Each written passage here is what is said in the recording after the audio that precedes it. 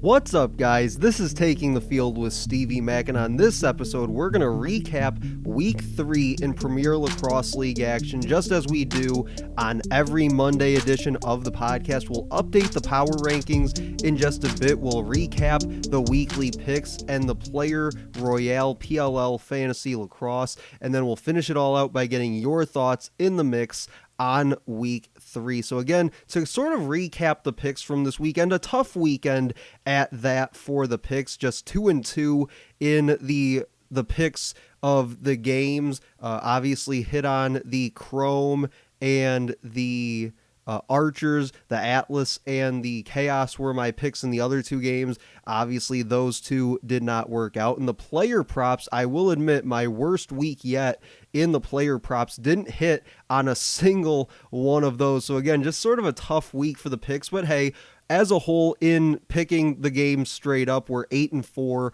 on the year, so not bad through the first 3 weeks. I've also got, I believe, a 3-game lead in those weekly Twitter poll picks.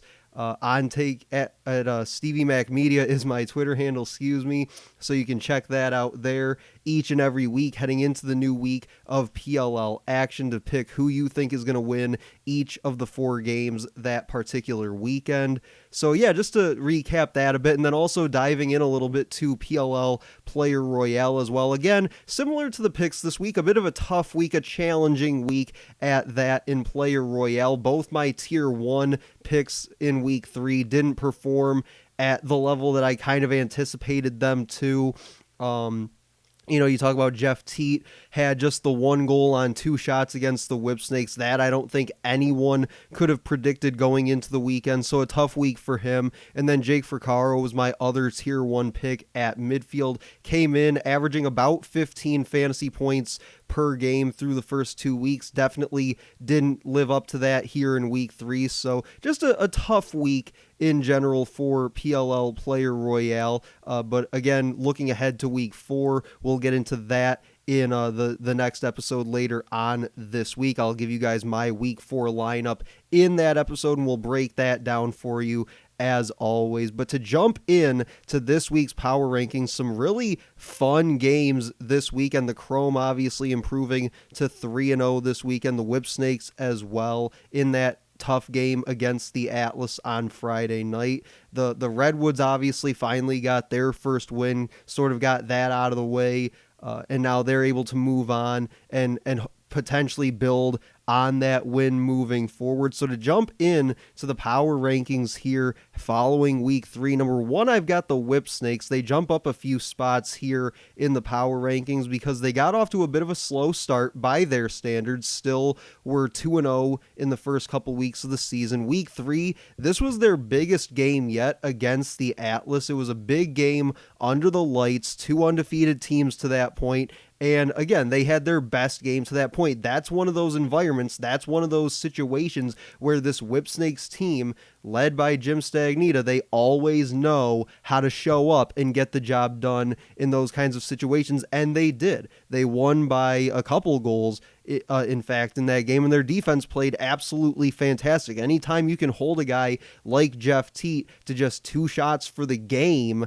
and only the 1 goal, I think really speaks volumes to the way that your defense played in that game. And Bernlohr had a fantastic game too. Both goalies did stand on their heads at times in that game to try and keep their teams in it. So yeah, just a fantastic game overall between the Whips and the Atlas, and the Whipsnakes were able to come out on top in that one. And then, so now they're 3-0, as we now know, and now they'll even get Zed Williams back this week in Week 4 from the NLL Championship Series, so that just adds even more depth and more firepower to an already ridiculously talented roster in the Whipsnakes. So again, the Whipsnakes number 1. I've got the Chrome number 2 because the Chrome have shown that they are an imposing team here in 2022. They're healthy and the offense has been really solid, I think, and the defense has been much improved from years past. And again, that's mostly due to the fact that they're just getting healthier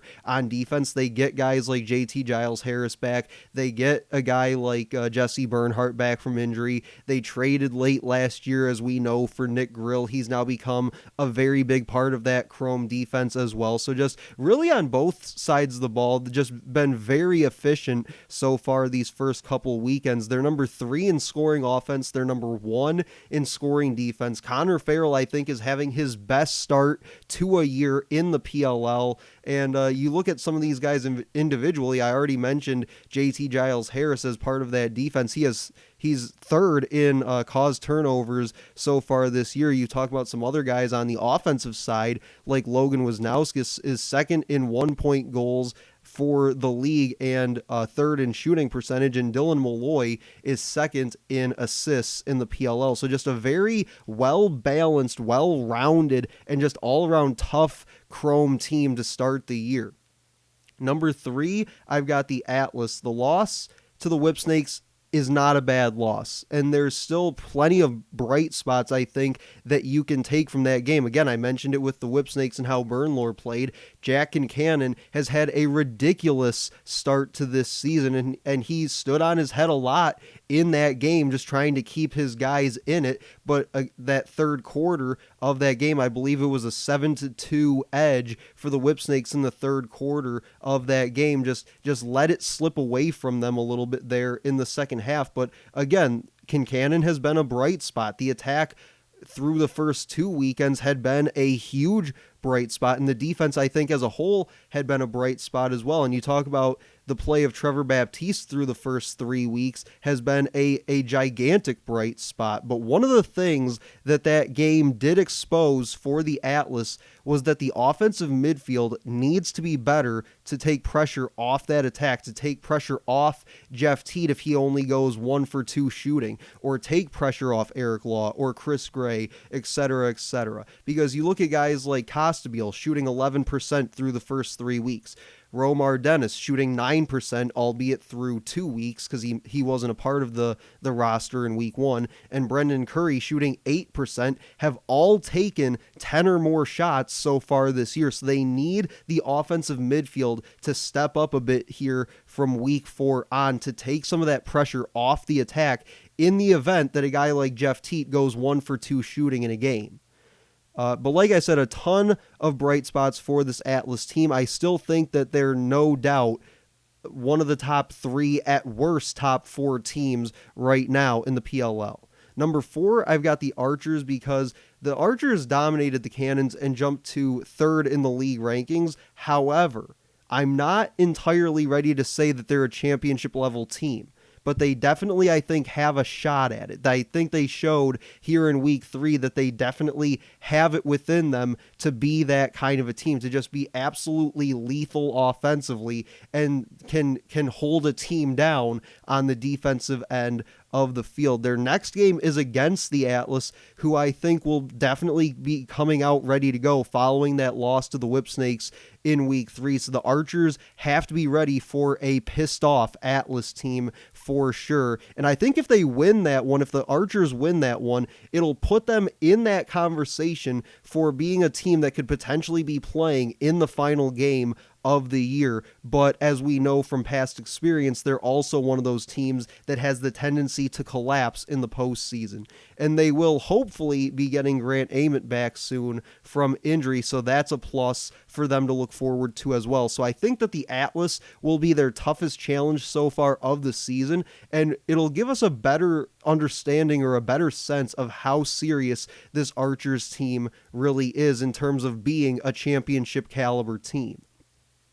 Number 5, I've got the Cannons, and I could go either way between the Cannons and the Redwoods here, but I'll still give the edge to the Cannons here at number 5 because they haven't particularly excelled in any statistical category, but they do lead the league in saves. I mean, take that for what you will, however you want to spin that. But they're 5th in scoring offense, they're last in scoring defense, and their penalty kill is 7th, while they're also the 2nd most penalized team in the league. So again, kind of take that for what you will, spin that however you want, but they have been sort of just a middle of the pack team, and I think that as the season goes on, that's going to remain the case for them unless some things can be cleaned up along the way.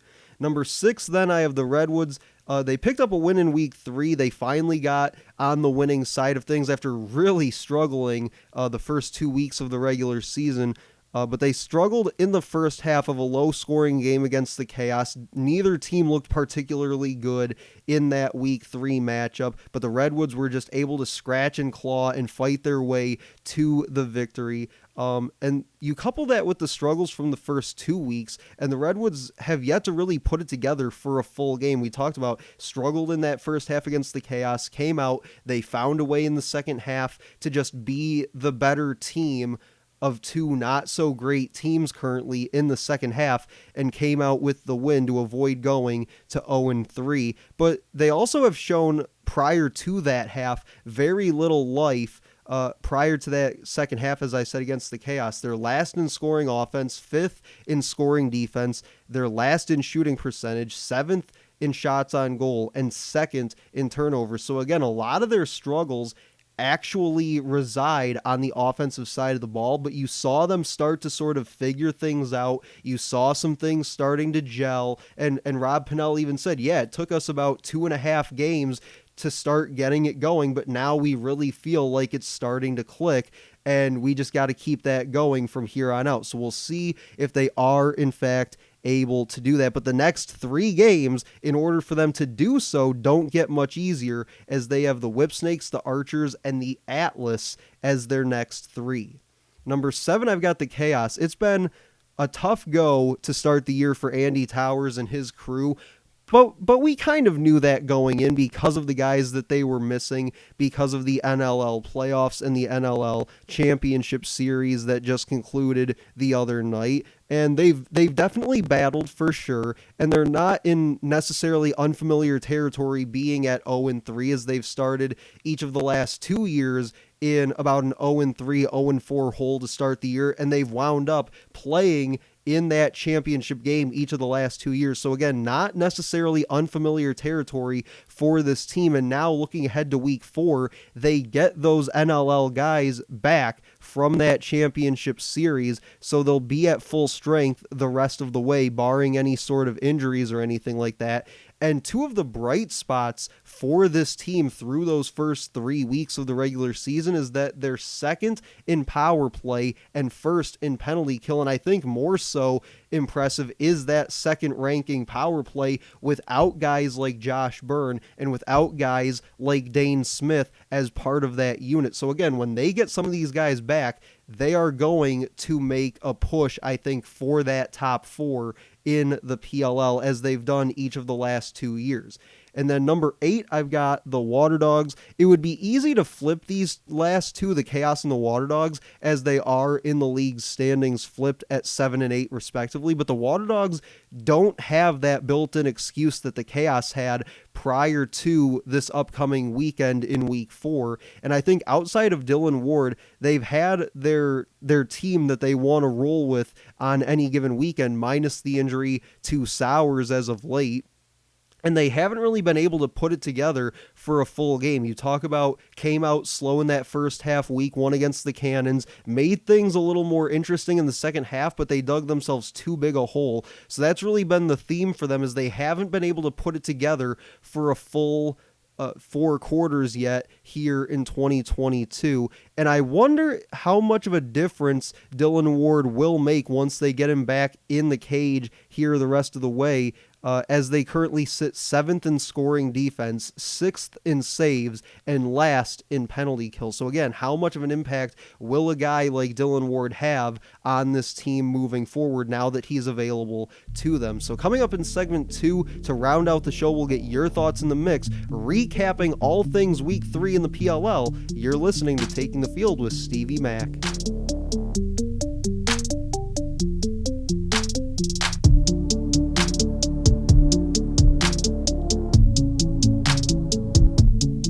Welcome back. Second and final segment of the show here on Taking the Field with Stevie Mack. Get your thoughts in the mix. At Stevie Mack Media is my Twitter handle. You can hit me up there for all show-related and PLL-related content, topics, and discussion. From Michael Grine on Twitter, Says the Chrome look like legit contenders, great young attack, very good face-off and goalie play, and tough defense.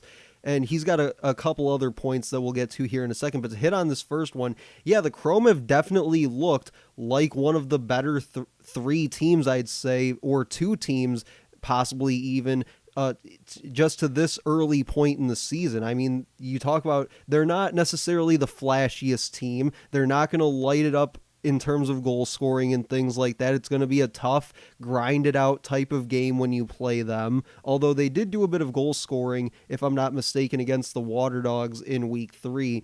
But yeah, they're a team that they seem extremely efficient. We talked about segment 1. They're third in scoring offense, first in scoring defense. So yeah, there's a lot to like there with this Chrome team, so long as they stay healthy. That was their problem a year ago. They get those guys back and healthy. If they can stay healthy, yeah, I definitely think they're one of the probably 3 best teams in the PLL right now.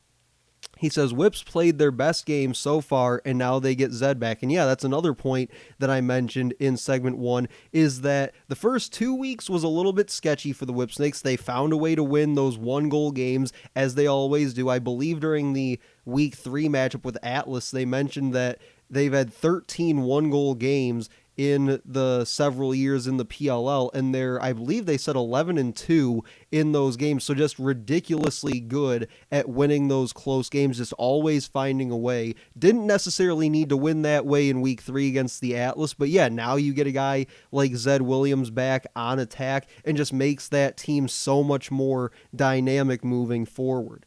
He says the Atlas will bounce back and be a top contender. Yeah, like I said, I don't think that loss was a bad loss. I don't think that that's a game where they lose by a couple goals. And yeah, it was definitely a fight for the full 4 quarters. I think both teams battled it out pretty well. But that's not a game where you look at it and say, well, there goes their championship aspirations. That's a game where you lose close, and you learn a lot about your team from that game. You go back, you watch the film, you see where you went wrong, and you start to address those things, and it makes your team better moving forward so that you don't lose another game like that. And again, their next couple games doesn't get much easier with, I believe it's the Archers, Chrome, and Redwoods, their next 3 games. So yeah, it doesn't get much easier for them. They have to be able to move on in a hurry.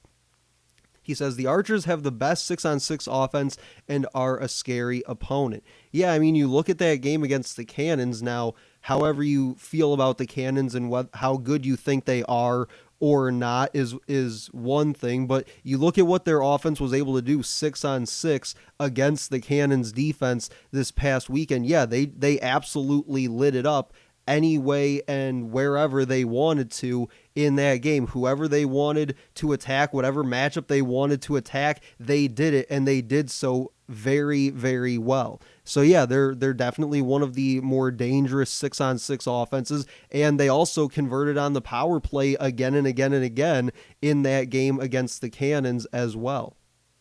He says the Water Dogs and Cannons just look a little off.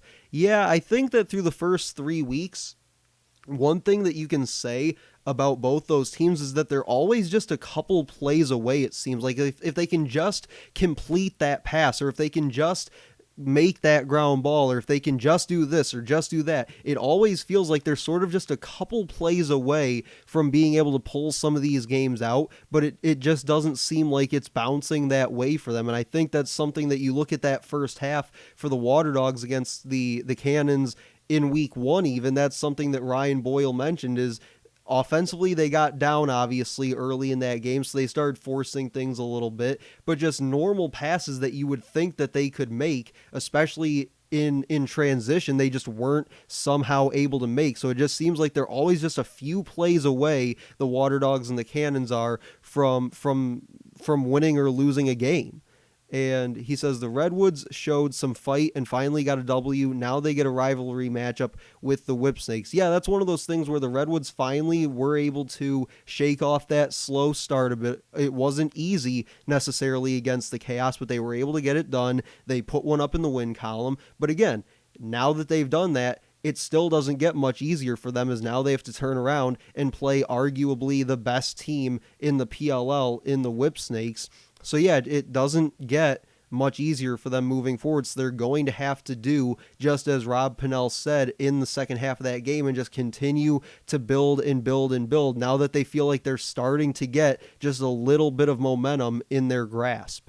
And then he finishes it out and says, Chaos are winless, but I still view them as a top 4 or 5 contender. They will look extremely different now with their Bandits guys back. Yeah, and that's what I said in segment 1, is that they've definitely battled to this point. There's still been some things that you like to see from them. Obviously, Blaze has had a pretty solid start to the year. We talked about that power play in the penalty killing unit as well, being one of the tops in the PLL so far this year. So there have been things to like about this team despite them missing the players that they are. And now you get those guys back and you feel like, again, this is not unfamiliar territory for Andy Towers and this team. The last couple of years, they're used to being down 0-3 or 0-4 on the year, and then making that move up the rankings and playing all the way into the championship game. So again, just not something where you're ready to necessarily write them off just yet. From Coach Shrek, he says, as happy as I am that the Redwoods got the W, I'm still not totally convinced they're 100% back. And yeah, I can completely agree with that. I think that while you did get that first win, now you can shake that off and say, okay, now we got one. Now we can just go out and play our game and play a little more loose, because we know that we're not chasing that first win. But it is going to be extremely difficult, I think, for them to get back to being 100% of who we believe that they can be, because of what their schedule looks like these next couple games, and especially that quick turnaround, having to play a team like the Whipsnakes just the following weekend. He says, Atlas faced adversity on the field for the first time this season and were unable to overcome it. I believe they will learn and grow from this later down the road this season. Yeah, that's something that I said back to one of Michael's points, is that that's not a bad loss to the Whipsnakes. It's one where you can learn from it, you can address some things, and you become better for it, right? You become a mentally tougher team because of it. I was never expecting a team like the Atlas to go undefeated in the regular season. I knew they were going to lose a game at some point in time, and if it has to be against a team like the Whipsnakes that they've never beaten to this point, then so be it. Because you look back to 2021, they lost to the Whipsnakes in overtime in Baltimore. They turned around, they rattled off, 4, 5, 6 wins, something like that, in a row, and became one of the top teams in the PLL. So might we see something like that happen again here in 2022 with the Atlas? He says, Bones Kelly revenge game leads to huge success on the field for the Archers, even without Grant Amon. Yeah, the fact that they were able to score at such a high percentage as what they were in that game, and just continue to win possessions, get the ball to their offense, and just let those guys go to work 6-on-6 the way that they did. And yeah, like I mentioned in one of the comments to Michael's questions, was that when they had as many opportunities on the power play as they did in that game, and they just converted time and time and time again, just giving that offense that many opportunities to put up goals is how you end up giving up 20 in a game, as they did. He says, Chrome looked to be the best all-around team so far this season, with Brendan Nickturn leading the way. Yeah, they do have a lot of really solid young pieces to this team. They've got some veterans that they've been able to put around those guys, and that's one of those things that I talked about even last year with this Chrome team, is you've got guys like Kevin Rogers, Jackson Morrill, sort of leading the way offensively, but those guys were only rookies. They needed some veteran presence around them to help them out in a way. Now you get a guy like Dylan Malloy in there. He's helped them out a ton. As I mentioned in segment 1, he's one of the leaders in the PLL in assists this year. And then you look at the defense, you've got some young guys like Nick Grill, JT Giles Harris, but you've also got that mix of veterans with Mike Manley and Jesse Bernhardt and Eli Salama as well. So they just have such a great balance, I think, of young talent versus that veteran leadership and that veteran playmaking ability to support that. And then from Mike Band to finish things off here on Taking the Field with Stevie Mack, he says, Whips held Atlas down by using their athletic defense to exert maximum pressure both on ball and off ball. Is that a viable strategy for every team? And can Atlas overcome it now that they know it's coming? Yeah, so like I said, anytime you can hold a guy like Jeff Teat 1 for 2 shooting in a game and just 2 shots for a game is just absolutely unreal. That's how you know that your defense is playing championship level lacrosse. When you can hold one of the best young playmakers in the game to just 2 shots for an entire night is absolutely incredible. But again, I also think that the Atlas offensive midfield needs to be better in terms of shooting wise. We talked about guys like Costabile, Romar, Curry, all shooting 10% or below to start the year. They need something to spark that offensive midfield and sort of take some of that attention from that close defense away from the attack so that they're not just